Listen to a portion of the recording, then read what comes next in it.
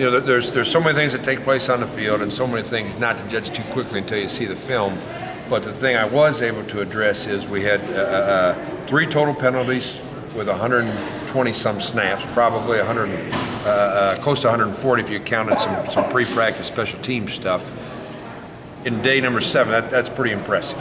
And one of those was a coach's mistake on substitution. We only turned the ball over once, and that was the last play of the scrimmage in a 2-minute situation where we were in a bad down and distance situation. Those 2 things really stuck out to me today. I thought we had great intensity. Be anxious to see the mental errors that took place on the practice field, and had 5 scholarship receivers that practiced today.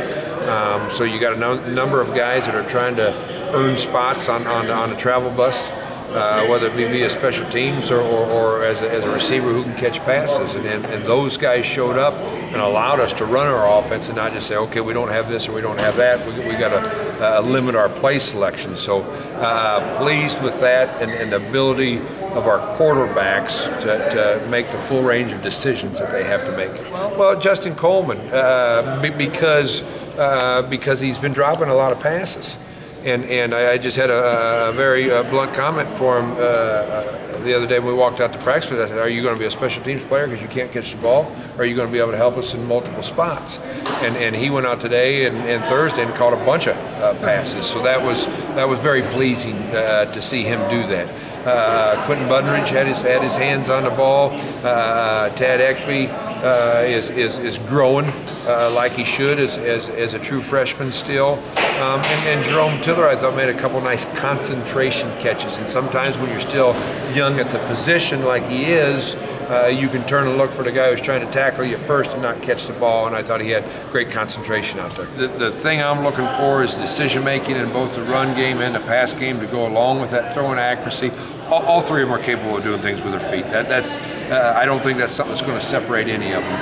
But making the right reads in the run game, making the right reads in the pass game, and directing the other 10 guys is what I'm looking for. I think they're all doing a good job.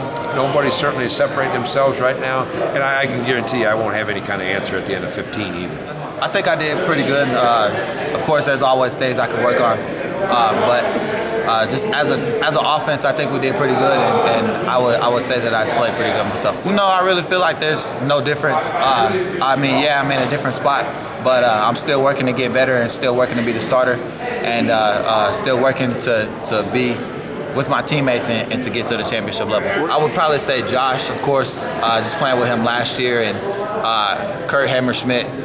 But we got a lot of new guys that are really stepping up. Quentin Budridge is really coming to play.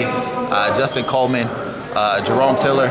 I wouldn't be able to pick out just a few guys. There's the whole group of them. I think that they're a lot more athletic than what we've had in the past, and they're really good at. You can put the ball anywhere in the area and they'll go up and get it, or they'll get the DB off of them and make a great move and be able to break a tackle and go for 6.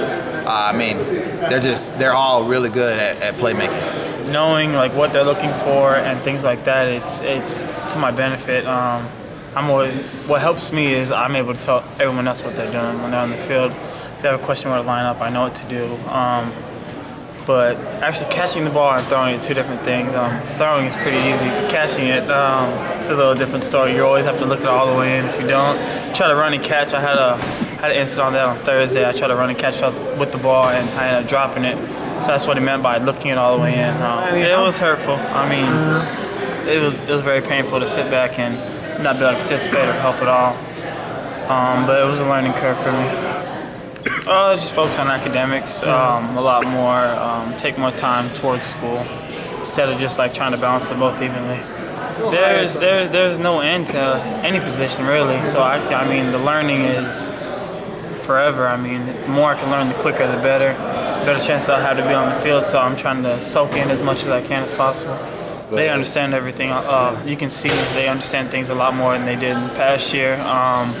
And it's slowed down for them. It's not as quick, so I can see that from my standpoint, and knowing an offense, I can see what they're looking at and what they're looking for. I talk to them on the sideline all the time.